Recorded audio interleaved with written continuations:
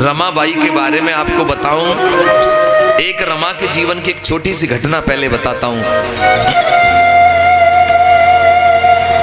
बाबा साहब अम्बेडकर विदेश में शिक्षा ग्रहण करते थे।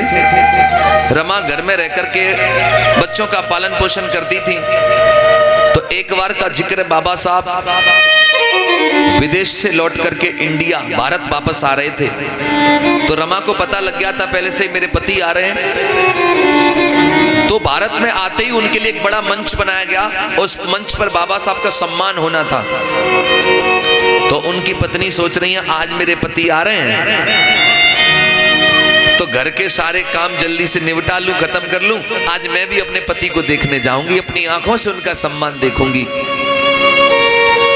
तो रमा घर के सारे काम माता बहनों कर रही हैं। और जब घर के सारे गृह कार्य पूरे कर लिए, इधर बाबा साहब मंच पर आ गए हैं और रमा तैयार होने के लिए मन कर रही है कि एक साड़ी निकाल लूं और तैयार होकर के जाऊंगी।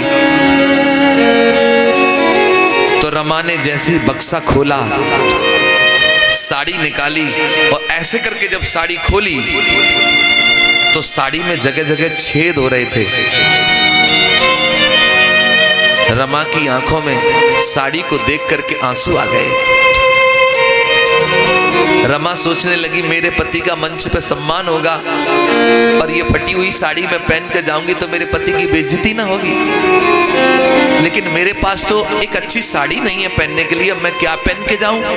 और मुझे पति का सम्मान देखना ही है। तब रमा को याद आया कि साहू जी महाराज ने एक बार मेरे पति को सर पे वो फेंटा बोलते हैं पगड़ी, वो बांधी थी। अगर साड़ी नहीं है तो क्या मैं उसी को साड़ी की तरह पहन करके चली जाऊंगी? तो रमा ने वही फेंटा निकाला, वो पगड़ी निकाली और साड़ी की तरह उसको लपेट लिया माताओं बहनों। और लपेटने के बाद वो बाबा साहब अम्बेडकर का अपने पति का सम्मान देखने के लिए गई। मंच बना था, काफी भीड़ थी। तो पत्नी कोई होगी तो पहली लाइन में ही तो बैठेगी, लेकिन रमा पहली लाइन में नहीं बैठी, पीछे भी नहीं बैठी रमा। वो पेड़ है ना, पेड़ के पीछे रमा जाकर के दूर से जाके छिप गई और वहीं से अपने पति को देख करके खुश होने लगी। बाबा साहब का मंच पे सम्मान हो रहा है। बाबा साहब जब मंच पे अपना भाषण दे रहे हैं तो बाबा साहब की आंखों ने अपनी पत्नी रमा को देख लिया। जब रमा को देख लिया तो बाबा साहब मंच से नीचे उतर के गए, जाकर के पास में पहुंचे तो देखा ऊपर से नीचे रमा के तन पे तो एक साड़ी नहीं है। रमा वो पगड़ी को, कपड़े को लपेट करके आई है। बाबा साहब ने अपनी पत्नी के हाथ अपने हाथों में ले लिए, कहने लगी बाबा साहब रमा मुझे माफ कर देना, मैं तुम्हारा बड़ा अभागा पति हूं जो तुम्हें एक अच्छी सी साड़ी नहीं पहना पाया। रमा ने तभी क्या किया, एक उंगली साहब के ओठों पे रख दी, बोली साहब सब कुछ कहना लेकिन ये मत कहना कि आप मुझे एक अच्छी साड़ी नहीं पहना पाए। रमा कहने लगी साहब अगर आज मैं आपसे कुछ मांगू तो क्या मुझे दोगे? बाबा साहब कहने लगे अरे रमा वैसे भी तूने मुझसे अब तक मांगा ही क्या है, मांगो रमा, क्या मांगना चाहती हो मांगो, आज जो तुम मांगोगी मैं वो तुम्हें दूंगा। बाबा साहब सोच रहे थे रमा कोई गहना मांगेगी, अच्छी साड़ी मांगेगी, ऐसा कुछ मांगेगी। तब रमा ने कहा साहब यदि आप मुझे कुछ देना चाहते हो तो मैं केवल इतना मांगना चाहती हूं कि रमा एक सुंदर साड़ी पहने न पहने, दुनिया में भारत में ऐसा काम करके जाना मेरे साहब जी कि रमा एक अच्छी साड़ी पहने न पहने लेकिन भारत में रहने वाली हर महिला, हर औरत, हर रमा एक सुंदर साड़ी पहने, बस इतना सा काम करके तुम चले जाना। बाबा साहब कहने लगे अरे पगली क्या मांग लिया तूने? मैं तो सोच रहा था तुम मुझसे गहने मांगेगी, कपड़े मांगेगी, लेकिन तूने क्या मांग लिया? माताओं बहनों, मैं तुम्हें यह कहना चाहता हूं कि आज तुम्हारे तन पर जो सुंदर साड़ी दिखाई दे रही है, ये तब तुम्हारे तन पर एक सुंदर साड़ी है क्योंकि रमा ने कभी अच्छी साड़ियां नहीं पहन पाई, लेकिन बाबा साहब तुम्हें अच्छी साड़ियां पहनने का मौका दे गए। रमा के पास तो एक सुंदर साड़ी नहीं थी, लेकिन तुम्हारे पास इतनी साड़ियां हैं आज कि अलमारी का जब दरवाजा खुलता है तो साड़ियों की कतार आंगन में गिर जाती है और तुम सोच में पड़ जाती हो कि इसमें से कौन सी पहनूं। इतनी साड़ियां तुम्हारे पास है। लेकिन बाबा साहब की पत्नी तो उन दिनों गर्दिश में जी और अपना पूरा जीवन समाज के लिए लगा गई, तुम्हारे लिए सब कुछ कर गई। ऐसी थी रमा। लेकिन बड़ा दुख होता है मुझे, देवी जागरण के नाम पे लाखों रुपए खर्च कर देते हो तुम लोग,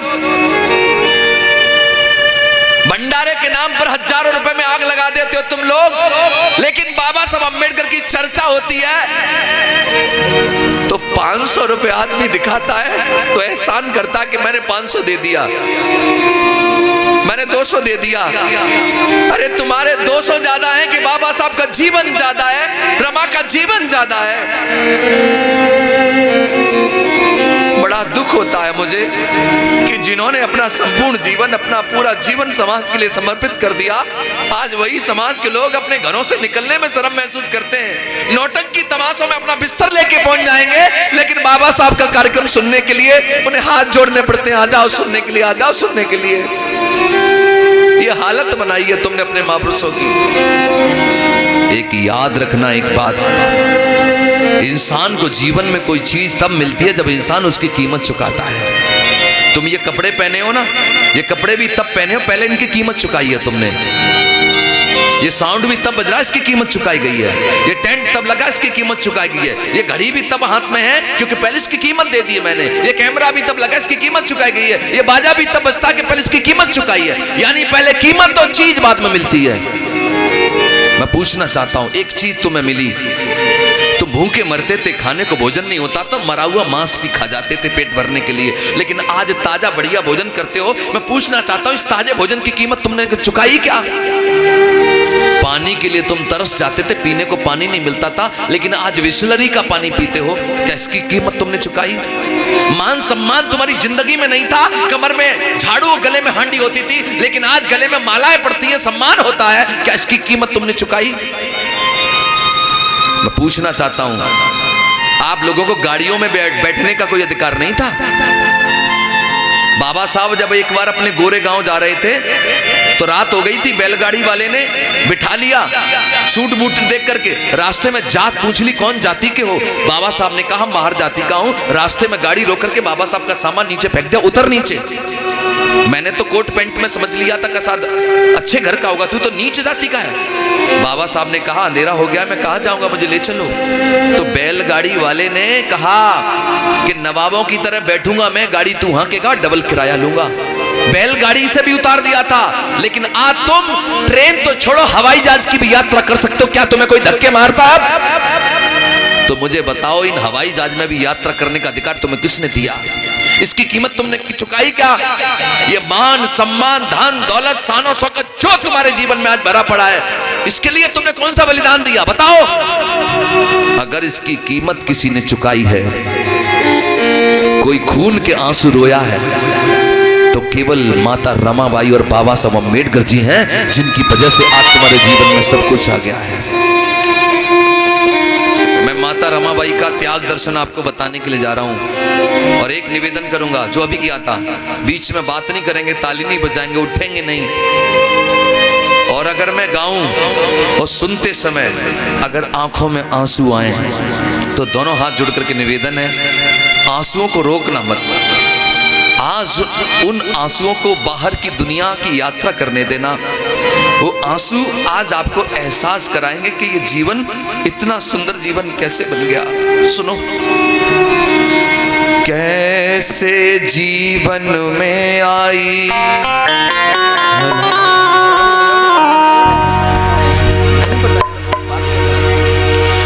कैसे जीवन में आई खुशियों की सौगात, कैसे जीवन में आई ये खुशियों की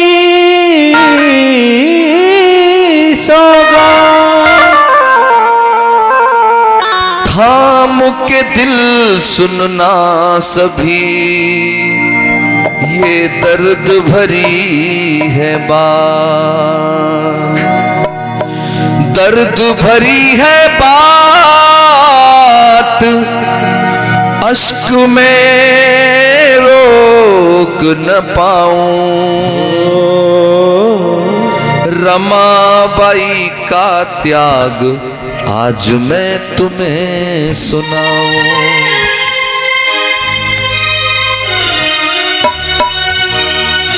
सुने,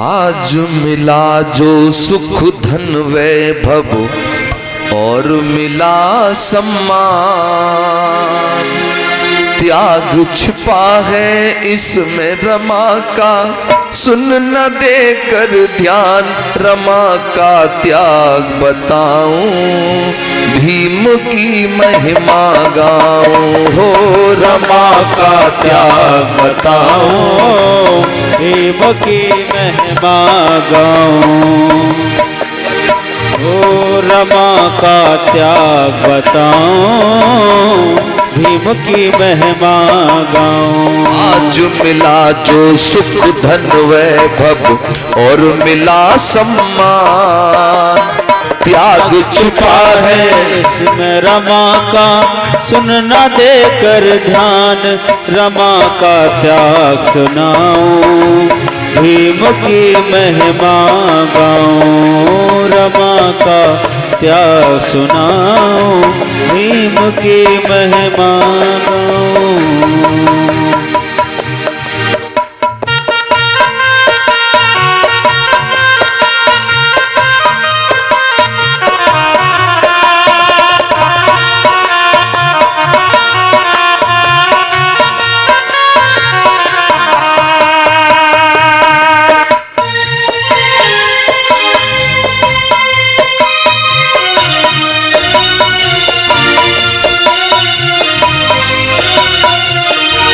सुने पहली लाइन, जब मिला बाबा को वजीफा, मेरे भीम बड़े हर्षाए, हो मिला बाबा को वजीफा, मेरे भीम बड़े हर्षाए, लेके वजीफा भीम जी तब रमा के पास में आए, ओ लेके वजीफा भीम जी तब रमा के पास हैं आए। परम पूज्य बाबा साहब को जब पहली बार सियाओजी राय गायकवाड़ जी से विदेश पढ़ने के लिए 25 रुपया अनुदान यानी वजीफा के रूप में मिला, तो वो 25 रुपया लेकर के बाबा साहब अपनी पत्नी के पास में आए और कहने लगे, रमा मुझे विदेश पढ़ने के लिए अवसर मिल गया है, मौका मिल गया है। क्या बोले? कहने लगे जब विदेश पढ़ूंगा, कहने लगे जब देश पढ़ूंगा, कहने लगे जब विदेश पढ़ूंगा, अनुमति रहे मांग रमा का। तब सुनाऊं भीम की महिमा गाऊं, हो रमा का त्याग सुनाऊं, भीम की महिमा गाऊं।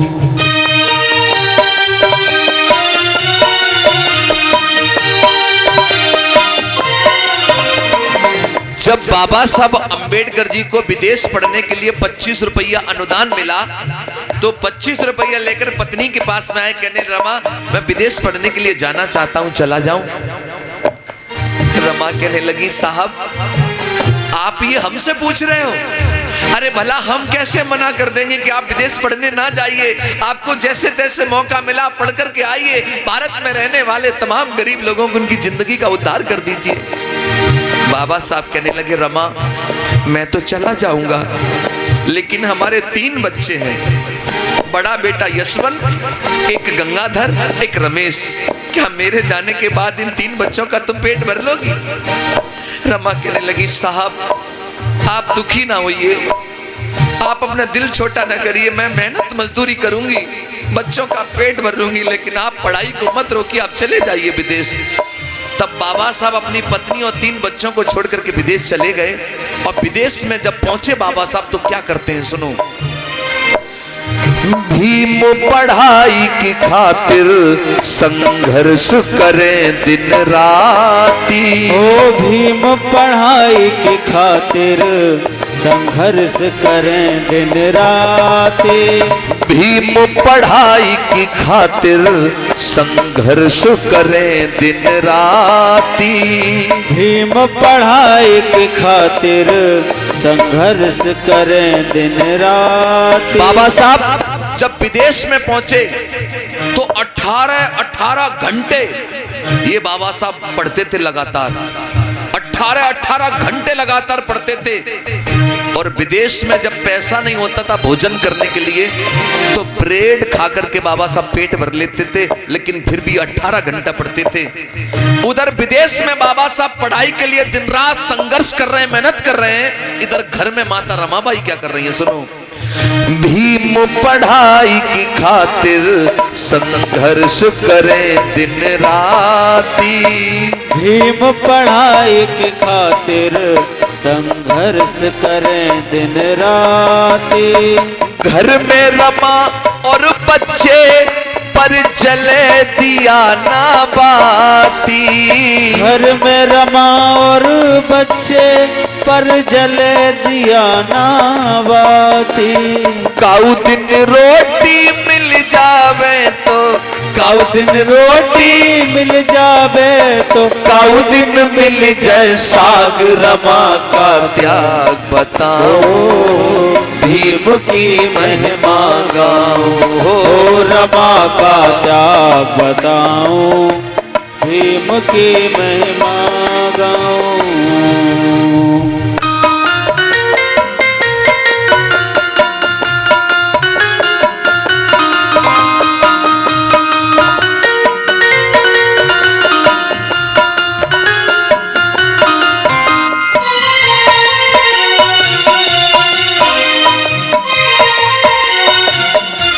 सुनो, माता रमाबाई मुंबई की गलियों में जाती हैं। इतिहास बताता है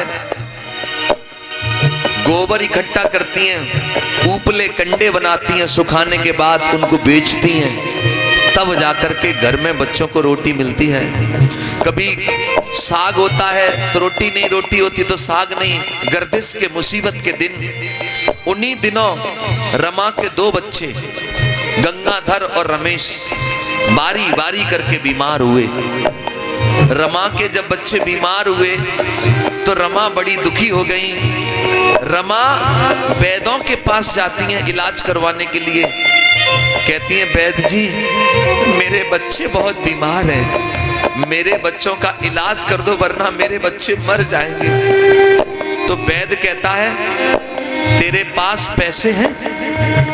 तो रमा कहती है, मेरे पति परदेश गए हैं, जब लौट करके आएंगे तो पाई पाई चुका दूंगी, मेरे बच्चों का इलाज कर दो।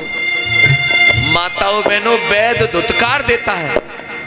रमा कभी पैसों का इंतजाम कर भी लेती है तो दवा नहीं मिलती, और जब दवा होती है तो पैसे नहीं होते हैं। इसी गरीबी में, बीमारी के कारण और दवाइयों के अभाव में माता रमाबाई यानी बाबा साहब के 2 बच्चे गंगाधर और रमेश ने अपना वारी वारी करके दम तोड़ दिया। जब 2 बच्चे बाबा साहब के मर गए, उधर बाबा साहब आधी पढ़ाई करके और अपने घर लौटे हैं। उस समय का दृश्य मैं आपकी आंखों के सामने ला रहा हूं, सुनो।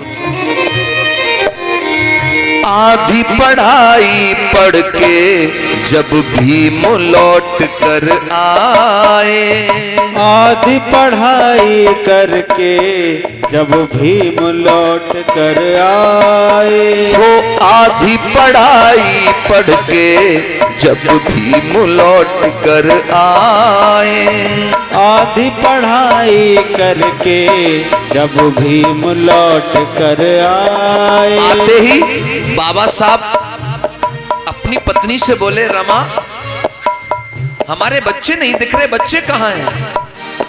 आप इस बात को सब जानते हो कि बाप कहीं से भी हारा थका आए और औलाद गले लग जाए तो बाप की सारी थकान दूर हो जाती है। लेकिन जब बाबा साहब के बच्चे गले नहीं लगे तो बाबा साहब का पूछना लाजमी था कि बच्चे कहां हैं। जब बाबा साहब ने अपनी पत्नी से पूछा बच्चे कहां हैं रमा, तो रमा की आंखों में आंसू आ गए। जब आंखों में आंसू आ गए तो बाबा साहब कहने लगे रमा तुम क्यों रो रही हो, क्या छुपा रही हो रमा, तुम मुझे सच बताओ बच्चे कहां हैं। तो हिलकी सी भर गई रमा की और आंसू आंखों में भर करके बोली क्या, दो दुख में गुजर गए बच्चे यूं रमा ने बोल सुनाए। दो दुख में गुजर गए बच्चे तब रमा ने बोल सुनाए। कहने लगी साहब जी आपके पीछे दो बच्चे बारी बारी करके बीमार हुए, मैंने उनका बहुत इलाज करवाया साहब जी, लेकिन आपके बच्चों को मैं बच्चा नहीं पाई साहब जी। और बोली कोशिश की मैंने बहुत साहब जी, कोशिश की मैंने बहुत साहब जी, कोशिश की मैंने बहुत साहब जी, तो छोड़ गए प्राण रमा का त्याग बताऊं, भीम की महिमा गाऊं। हो रमा का त्याग बताऊं, भीम की महिमा गाऊं।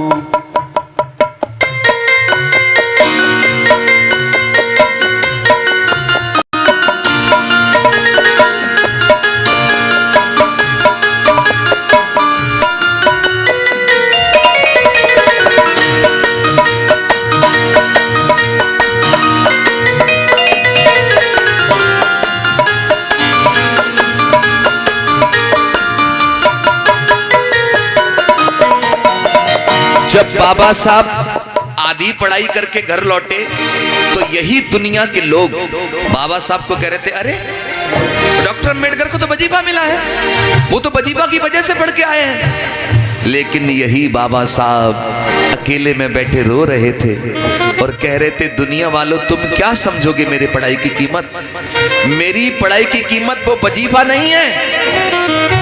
अगर कीमत का अंदाजा लगाना चाहते हो तो लगाओ, मेरे प्यारे प्यारे दो बच्चे गंगाधर और रमेश इस पढ़ाई की वजह से ही बलिदान हो गए, यही मेरी पढ़ाई की असली कीमत है। आप सब लोग इस बात को जानते हो कि अगर घर में कोई मर जाए तो कोई आदमी साथ में मर नहीं जाता, जिंदगी जीता है। तो बाबा साहब भी जीने लगे और धीरे धीरे करके वक्त ने करवट लिया। बाबा साहब के एक मित्र नवल भटेना जी बाबा साहब से मिले और बाबा साहब को बोले बाबा साहब आपकी आधी पढ़ाई हो चुकी है और आधी अभी बाकी है, तो आधी पढ़ाई जो बाकी है उसको पूरा करने के लिए आप दोबारा विदेश क्यों नहीं चले जाते। तो बाबा साहब ने बड़े दुखी हृदय से कहा कि मेरे पास विदेश पढ़ने के लिए पैसा नहीं है, मैं कैसे जाऊं। उस जमाने में नवल भटेना जी ने बाबा साहब अम्बेडकर जी को 5,000 रुपया मदद के रूप में दिया बाबा साहब को, और बाबा साहब वो 5,000 रुपए लेकर के अधूरी पढ़ाई को पूरा करने के लिए दोबारा विदेश गए। और उनके जाने के बाद क्या हुआ सुनो। जाने के बाद बाबा घर बेटी का जन्म हुआ है, जाने के बाद बाबा फिर बेटी का जन्म हुआ है, जाने के बाद बाबा घर बेटी का जन्म हुआ है, जाने के बाद बाबा घर बेटी का जन्म हुआ है। बाबा को मिली सूचना तब इंदू नाम रखा है, बाबा को मिली सूचना तब इंदू नाम रखा है। कंडे बेच कर करे गुजारा, कंडे बेच कर करे गुजारा, रमा है बड़ी महान रमा का त्याग बताऊं, भीम की महिमा गाऊं। ओ रमा का त्याग बताऊं, भीम की महिमा गाऊं।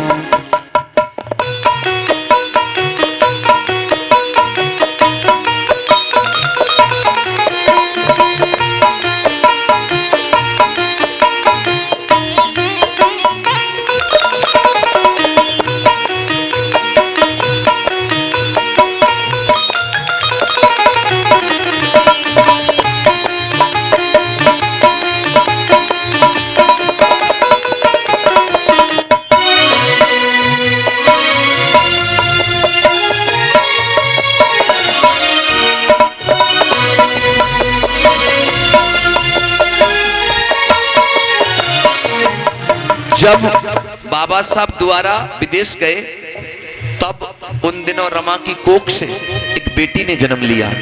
तो बाबा साहब को पता लगा घर में बेटी आई है, तो बाबा साहब ने अपनी बेटी का नाम रखा इंदु। क्या नाम रखा? इंदु नाम रखा। रमा मेहनत मजदूरी करके परिवार चला रही है। बेटी घर के आंगन में खेलती कूदती और बड़ी हो रही है, और खेलती कूदती बेटी धीरे धीरे करके माँ बहनों साल भर की हो गई। साल भर की बेटी घर के आंगन में फूल की तरह खिलती है। रमा पूरा दिन बेटी को देख देख करके गुजार लेती है, लेकिन बड़े दुख के साथ मुझे बताना पड़ रहा है, वो साल भर की बेटी धीरे धीरे करके वो भी बीमार हो गई। जब रमा की बेटी इंदु बीमार हो गई तो माता रमाबाई बड़ी दुखी हो गई। क्यों दुखी हो गई? कि उनके दो बेटे तो पहले से ही बीमारी से जा चुके थे, अब कहीं बेटी ना चली जाए। तो रमा मेहनत मजदूरी करके और पैसे इकट्ठा करने लगी ताकि बेटी का इलाज करवा पाए। तो रमा ऊपले कंडे बेच बेच करके परिवार चलाती हैं और पैसा इकट्ठा करती हैं। एक दिन की घटना सुनो, बड़े दर्द भरी घटना है। कंडों को बेच घर लौटी तो बाबा का पत्र मिला है। कंडों को बेच घर लौटी बाबा का पत्र मिला है। खर्च हुए मेरे पैसे भीम जी ने उसमें लिखा है। खर्च हुए मेरे पैसे भीम जी ने उसमें लिखा है। रमा जब कंडे बेच करके घर आई तो उन्हें घर आते ही अपने पति का पत्र मिला। तो एक पड़ोसी को बुलवाया, भैया ये मेरा पत्र आया है मेरे साहब का, जरा पढ़ो इसे क्या आया है इसमें। वो पत्र फाड़ करके पढ़ा। घर में बीमार बेटी है, एक व्यक्ति पत्र पढ़ रहा, रमा सुन रही है। क्या लिखा है? हे रमा, मैं विदेश में हूं और मैं ठीक से रह रहा हूं। उम्मीद करता हूं कि तुम भी अच्छे से घर पे होंगी, लेकिन रमा एक बहुत बड़ी समस्या आ गई है। मैं जो 5,000 रुपए लेकर के आया था वो धीरे धीरे करके मेरी पढ़ाई में खर्च हो गए हैं, और मेरे पढ़ाई के लिए मुझे पैसों की जरूरत है। रमा मैं विदेश में हूं, मैं किसी से मांग नहीं सकता। अगर हो सके तो कुछ पैसों का इंतजाम करके रमा भेज दो, वरना मेरी पढ़ाई मेरी सारी मेहनत बेकार चली जाएगी।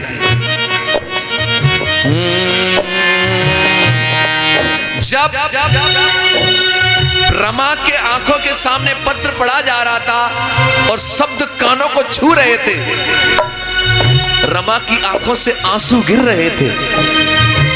एक झलक रमा अपनी बीमार बेटी पे डालती है और एक नजर माता रमाबाई पत्र पर डालती हैं। आंखों में आंसू भर भर के माता रमाबाई रोने लगी। और रोने लगी, क्यों रोने लगी माता रमाई? इसलिए क्योंकि रमा ने मेहनत मजदूरी करके थोड़े से पैसे इकट्ठे किए हैं। रमा सोच रही हैं इन पैसों से पहले बेटी का इलाज करवाऊं कि इन पैसों को पति की पढ़ाई के लिए भेज दूं। अगर ये पैसे मैंने बेटी के इलाज में लगा दिए तो मेरे पति की पढ़ाई रुक जाएगी, और यदि ये पैसे मैंने पति की पढ़ाई के लिए भेज दिए और मेरी बेटी का इलाज नहीं हुआ तो मेरी बीमार बेटी मर जाएगी। अब कोई तो बताए मुझे, मैं क्या करूं?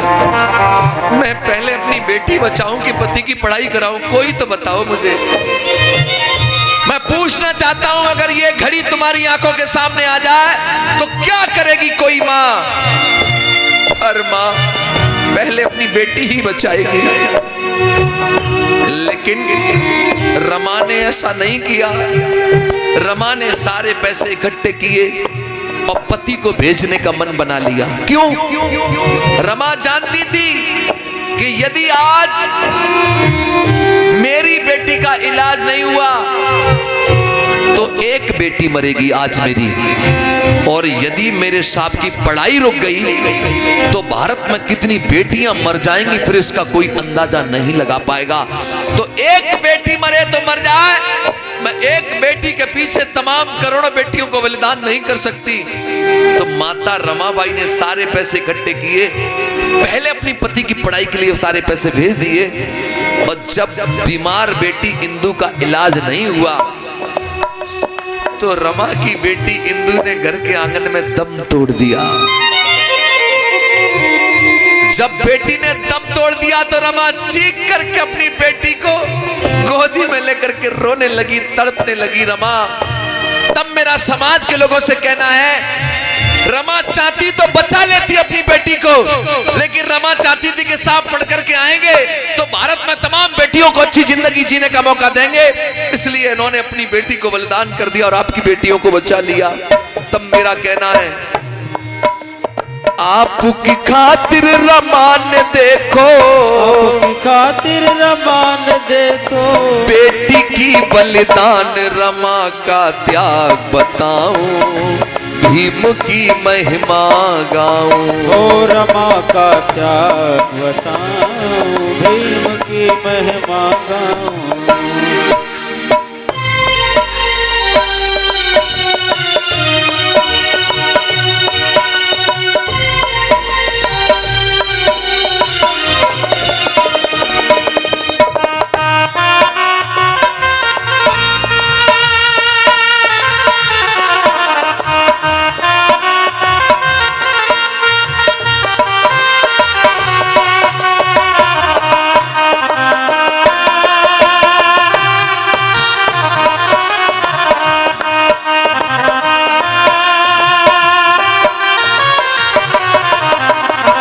आज बाबा साहब की बेटी तो दुनिया में नहीं रही, लेकिन बाबा साहब अपनी पढ़ाई को पूरा करके जब भारत लौट करके आए, घर आए, तो क्या हुआ, जब भीम लौट कर आए तो बेटी नहीं मिली थी। भीम लौट कर आए तब बेटी नहीं मिली थी। नौकरी का मिला संदेशा ये सोच के रमा हंसी थी। नौकरी का मिला संदेशा ये सोच के रमा हंसी थी। बाबा साहब जब पढ़ाई पूरी करके घर लौटे तो उन्हें बेटी नहीं मिली घर में, बहुत दुख हुआ बाबा साहब को। लेकिन आते ही बाबा साहब को नौकरी मिली। तो रमा सोच रही थी मेरे पति आएंगे, नौकरी करेंगे, अच्छी साड़ी मिलेगी पहनने को, अच्छा भोजन मिलेगा खाने को, मैं अपने 3 बच्चों का दुख भूल जाऊंगी। बाबा साहब अम्बेडकर नौकरी के लिए गए। गुजरात के वडोदरा में बाबा साहब नौकरी के लिए गए। बाबा साहब ने मात्र 10 दिन नौकरी की। पहले तो बाबा साहब को किराए का कमरा नहीं मिला जाति की वजह से, तो पारसियों की धर्मशाला में बाबा साहब रुके। जब ऑफिस जाते थे बाबा साहब ड्यूटी के लिए, तो बाबा साहब के कुर्सी मेज कोने में पटक दिए जाते थे। बाबा साहब जब ऑफिस से बाहर आते थे तो पूरी ऑफिस को गौमूत्र से धुलवाया जाता था। अगर चपरासी फाइल लेकर के आता भी था तो दरवाजे के अंदर नहीं जाता था, फेंक करके फाइल देता था। बाबा साहब फाइल को पढ़ते, सिग्नेचर करते, वो भी फेंक के देते, लेकिन वो हाथ नहीं लगाता। पहले गौमूत्र छिड़क के शुद्ध करता, तब फाइल को शुद्ध करके हाथ लगाता। बाबा साहब जो ऑफिस से बाहर जाते तो पूरी ऑफिस को धुलवाया जाता था गौमूत्र से। 10 दिन गुजारे बाबा साहब ने ऐसे, और 11वें दिन लोगों को पता लगा कि डॉक्टर अंबेडकर धर्मशाला में रुकते हैं। तो कुछ लोग लाठी डंडे लेकर के आए और बाबा साहब का सामान रात में ही उठा के फेंक दिया। अरे डॉक्टर अंबेडकर, तुमने धर्मशाला को अपवित्र कर दिया, तुमने इसको दूषित कर दिया। बाबा साहब ने कहा मुझे आज की रात रुक जाने दो, मैं कल दूसरी जगह अपना सामान शिफ्ट कर लूंगा, लेकिन आज रुक जाने दो मुझे। उन्होंने एक नहीं मानी, बाबा साहब का सामान फेंक दिया। उसी रात बाबा साहब अम्बेडकर ने कसम उठाई कि आज के बाद मैं जिंदगी में कभी नौकरी नहीं करूंगा। मैं जब गवर्नमेंट एम्प्लॉई अधिकारी हूं, तब ये लोग मेरे साथ ऐसा व्यवहार करते हैं जातिवाद का, तो मेरी समाज के साथ क्या क्या करेंगे ये लोग। बाबा साहब ने कहा आज के बाद मैं अपना पूरा जीवन अपनी समाज के उद्धार के लिए, कल्याण के लिए लगाऊंगा। अगर मैं अपनी समाज को गुलामी की जंजीरों से आजाद नहीं करवा पाया तो मैं खुद अपने आप को गोली मार करके हत्या कर लूंगा। ये बाबा साहब ने तुम्हारे लिए संकल्प ले लिया। जब उनकी पत्नी को पता लगा कि बाबा साहब नौकरी नहीं करेंगे तो क्या हुआ, बाबा साहब ने कहा ना करूं नौकरी कहा भीम ने, करूं नौकरी कहा भीम ने, ना करूं नौकरी कहा भीम ने, अरे देश पे दूंगा जान रमा का त्याग बताऊं, भीम की महिमा गाऊं। ओ रमा का त्याग बताओ, भीम की महिमा गाओ।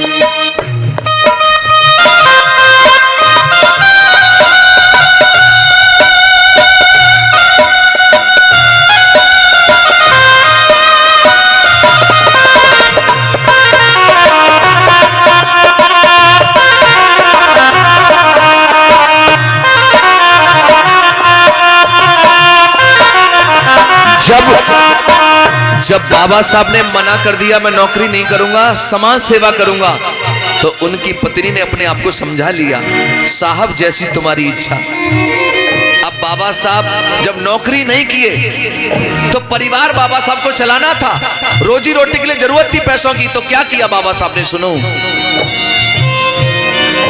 अब करें वकालत बाबा कोई केस नहीं मिलता है, करे वकालत बाबा कोई केस नहीं मिलता है। हालात बिगड़ गए घर के तब घर में फूल खिलता है, हालात बिगड़ गए घर के तब घर में फूल खिलता है। बाबा साहब जब वकालत करने लगे, कोर्ट में जाने लगे, तो पूरा पूरा दिन माताओं बहनों बैठे रहते थे अपने बस्ते पर, कोई भी दुजायती केस लेकर के नहीं आता था।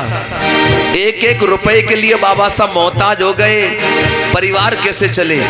उन्हीं गरीबी के दिनों में, गर्दिश के दिनों में माता रमाबाई की कोख से एक बेटे ने जन्म लिया, एक बेटे ने जन्म लिया। तो बाबा साहब के घर में जब बेटा आया तो बाबा साहब ने अपने बेटे का नाम रखा राजरतन। क्या रखा? राजरतन। इतना प्यारा बेटा था बाबा साहब का राजरतन। गोदी में लेकर के बाबा साहब अपने बेटे को लाड़ करते थे, प्यार करते थे, अपनी पत्नी को कहते थे, सुनो रमा, ये मेरा बेटा राजरतन देश की गद्दी पर राज करेगा। तो रमा बड़ी खुश हो जाती थी। होनहार प्यारा बेटा, सबसे प्रिय बेटा था बाबा साहब का। और बाबा साहब अपनी किताब में खुद लिखते हैं, राजरतन था बहुत ही प्यारा, बहुत ही प्यारा, राजरतन था बहुत ही प्यारा, कहते भीम महान रमा का त्याग बताऊं, भीम की महिमा गाऊं। ओ रमा का त्याग बताऊं, भीम की महिमा गाऊं।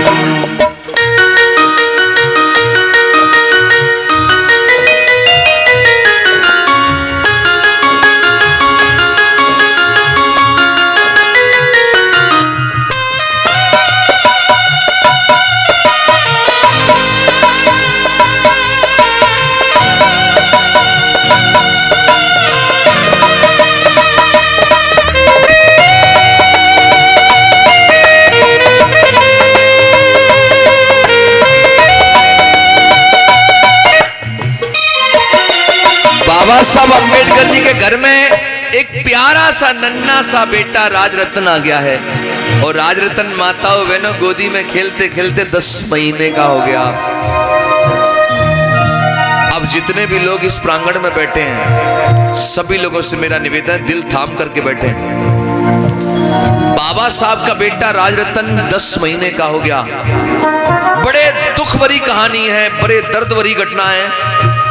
बाबा साहब एक दिन कोर्ट में हैं। रमाबाई घर में अपना झाड़ू पोछा जो भी कर रही हैं। रमा बोली मैंने बहुत देर है कि अपने बेटा नहीं लिया गोदी। जाकर के देखा तो बच्चे का बदन तप रहा था। बहुत अचानक, एकदम अचानक बच्चा बीमार। रमा घबरा गई, थर थर कांपने लगी। रमा ने एक व्यक्ति को बुलाया, अरे आओ मेरे साहब जी के पास चले जाओ, जाकर के उनसे कहना पता नहीं बेटे को अचानक क्या हो गया है और बेटा बहुत बीमार है। एक व्यक्ति माता बहने दौड़ा दौड़ा दौड़ा दौड़ा साहब के पास गया, कहने लगा बाबा साहब तुम्हारा बेटा बहुत बीमार है। रमाबाई ने ये कहा है कि साहब जल्दी से आए, पता नहीं बेटे को कुछ भी हो सकता है। बाबा साहब ने जैसे ये संवाद कानों से सुने, पैरों तले जमीन खिसक गई बाबा साहब के। फाइलें समेटी, बाबा साहब ने एकदम दौड़े दौड़े बाबा साहब घर गए। जाकर के देखा बच्चा बीमार। बाबा साहब ने अपने बेटे को गोदी में ले लिया और सीने से लगा लिया। माताओं बहनों, उस घड़ी ऐसा लग रहा था मानो बेटा पिताजी का इंतजार कर रहा हो। जैसे ही बाबा साहब ने अपने बेटे को गोदी में लिया और सीने से लगाया, उसी क्षण बेटे ने एकदम दम तोड़ दिया। जैसे ही बेटे ने दम तोड़ा, माताओं बहनों क्या हुआ? अरे जाके भीम ने लिया है गोदी, जाके भीम ने लिया है गोदी, जाके भीम ने लिया है गोदी, उसने छोड़े प्राण रमा का त्याग बताओ, भीम की महिमा गाऊं। ओ रमा का त्याग बताओ, भीम की महिमा। आज जैसे ही बच्चे ने दम तोड़ा, एकदम चीख करके माता रमाई रोने लगी, साहब अब तो बस करो साहब, बस करो साहब, बस करो। तुम्हारी समाज सेवा ने धीरे धीरे करके मेरे 4 बच्चे निगल लिए, मेरे 4 बच्चे चले गए साहब जी, बस करो। जब रमा आंखों में आंसू भर भर के रो रही थी, तो बाबा साहब अपनी पत्नी को कह रहे थे, रमा चुप हो जाओ, रमा चुप हो जाओ, रमा चुप हो जाओ।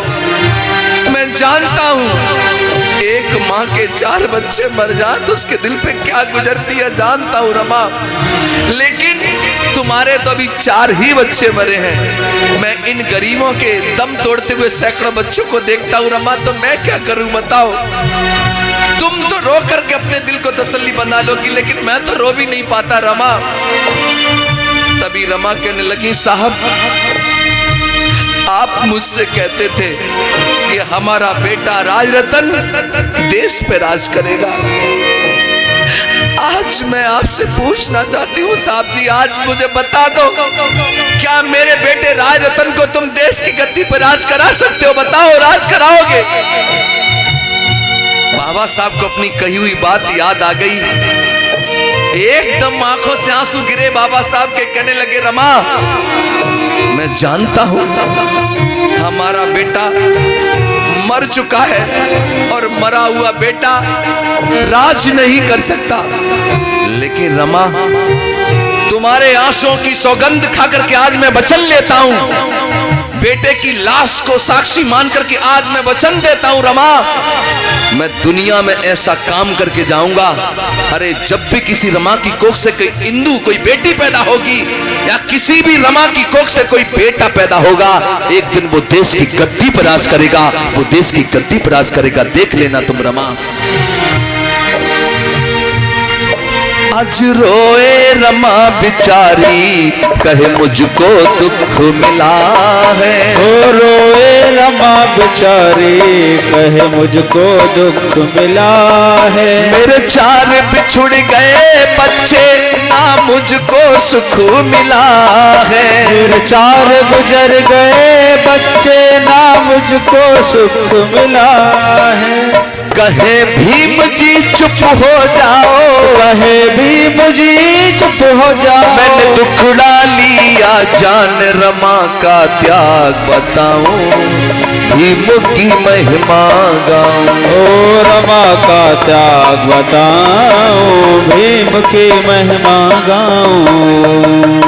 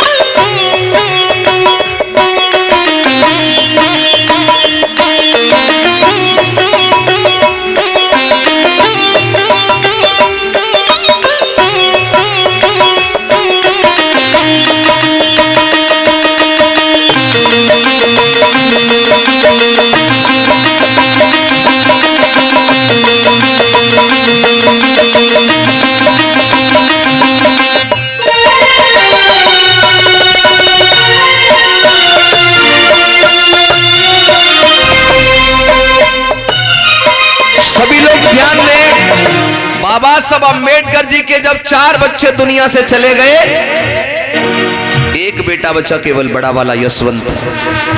बाबा साहब अपनी पत्नी को जो वचन दिए थे, उस वचन के लिए बाबा साहब दिन रात संघर्ष करने लगे, मेहनत करने लगे। हर रमा की कोख से पैदा होने वाले बेटे राय रतन को देश में राज कराना चाहते थे बाबा साहब। जब बाबा साहब तुम्हारे लिए संघर्ष कर रहे थे तो बाबा साहब पर जानलेवा हमला भी हुआ। बाबा साहब के रास्ते रोकने का काम किया गया। तो उनकी पत्नी को जब ये बात पता लगती कि मेरे पति की जान को खतरा है, तो बाबा साहब की पत्नी डर गई। और माताओं बहनों, धीरे धीरे करके वो बाबा साहब अम्बेडकर की प्राण प्रिय पत्नी रमा बीमार हो गई। अब बाबा साहब तुम्हारे लिए भी मेहनत कर रहे हैं और अपनी पत्नी का इलाज भी करवा रहे हैं, लेकिन बाबा साहब अपनी पत्नी को ठीक नहीं करा पाए। और बाबा साहब की प्राण प्रिय पत्नी 27 मई का महीना 27 तारीख 27 मई सन 1935 में 37 वर्ष 3 महीना और 20 दिन की होकर के सदा सदा के लिए बाबा साहब को छोड़ करके चली गई। 37 साल की उम्र में बाबा साहब की पत्नी छोड़ के चली गई बाबा साहब को, अकेले रह गए बाबा साहब। एक बेटा बचा, लेकिन बाबा साहब को अपने बेटे की भी चिंता नहीं थी। क्यों? क्योंकि बाबा साहब को अपने बेटे से ज्यादा तुम्हारी चिंता थी, तुम्हारी चिंता थी, तुम्हारी चिंता थी, तुम्हारी चिंता थी, मेरी चिंता थी। बाबा साहब हमारे जीवन में खुशियां देखना चाहते थे। और पता है, जब बाबा साहब अम्बेडकर के हाथों में कलम आई और देश का संविधान लिखने का मौका मिला, तो बाबा साहब ने अपनी पत्नी को दिया हुआ वचन निभाया। बाबा साहब ने जो मान सम्मान पाया उसकी विरासत लिखी, वसीयत लिखी, धन दौलत की वसीयत लिखी, वोट डालने की वसीयत लिखी, ऊंचे ऊंचे मकानों में रहने की वसीयत लिखी। मान सम्मान धन दौलत जो कुछ हासिल किया वो सब कुछ बाबा साहब ने लिखित में तुमको दे दिया। एक विरासत, एक वसीयत लिख डाली। जानते हो उस वसीयत में किसका नाम लिखा? अगर तुम में से कोई बाप होता, तुम में से कोई बाप होता तो अपनी औलाद का नाम लिखता, लेकिन बाबा साहब ने उस वसीयत में अपनी औलाद का नाम नहीं लिखा, तुम्हारा तुम्हारा तुम्हारा और मेरा नाम लिख दिया। जानते हो वसीयत क्या है? वो वसीयत कुछ और नहीं, वो वसीयत है भारत देश का संविधान। जब तक संविधान जिंदा है तब तक तो तुम लोग जिंदा हो, तुम्हें सारे हक अधिकार मिले हुए, और जिस दिन ये संविधान खत्म हो गया फिर तुम्हारे पास कोई अधिकार नहीं रहेगा। माताओं बहनों, यही बाबा साहब जब बूढ़े हो गए तो आगरा में आए थे 18 मार्च सन 1956 को। आगरा में लाल किले के सामने आंखों में आंसू भर करके बाबा साहब ने एक बात कही थी, संदेश दिया था, ए बहुजन समाज के लोगों, भारत के लोगों, मैं तो बूढ़ा हो चला, मेरी सांसों का कोई भरोसा नहीं है, सांसें कब निकल जाएं, लेकिन मैं तुम्हें इतना बताना चाहता हूं कि मैं अपने 4 बच्चे, अपनी पत्नी, अपना पूरा जीवन लगा करके तुमको यहां तक लेकर के आया हूं। अगर हो सके तो मेरे कारवां को आगे बढ़ा देना, लेकिन पीछे मत गिरने देना। लेकिन आज मैं देख रहा हूं क्या बाबा साहब के कारवां को आप आगे बढ़ा रहे हो? बाबा साहब की मेहरबानी से नौकरियां मिली, 50-50 हजार रुपए तनख्वाह मिलती है, उस तनख्वाह से केवल आप और आपका परिवार चलता है। समाज में 500 रुपए देने में भी तुम्हें शर्म आती है। मैं पूछना चाहता हूं, आज घर में रंगीन टीवी और सुंदर बीबी को पाकर के भूल गए बाबा साहब का मिशन। माताओं बहनों, एक अच्छा बेटा वही होता है कि बाप धन दौलत छोड़ के जाए तो बेटा उसका लुत्फ उठाता है। अगर बाप कर्जे में मर जाए तो औलाद का दायित्व बनता है कि औलाद बाप के कर्जे को चुकाए। जो जो लेने लायक था सब कुछ ले लिया तुमने, जब कर्जा चुकाने की बात आई तो वो पैसा गंगा के नाम पर, मंदिर के नाम पर, जागरण के नाम पर आप लोग बहा देते हो, लेकिन बाबा साहब के कर्जा नहीं चुकाते।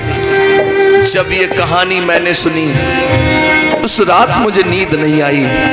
माताओं बहनों, मैंने बाबा साहब अम्बेडकर की फोटो सामने रख करके कसम उठाई और अपने आप से संकल्प लिया कि बाबा साहब, ये दुनिया के लोग तुम्हें अपना बेटा माने ना माने, लेकिन मैं सूरज राही आपको अपना पिता स्वीकार करता हूं और तुम्हारा सच्चा बेटा बनकर के तुम्हारे कर्ज को चुकाने का काम करूंगा।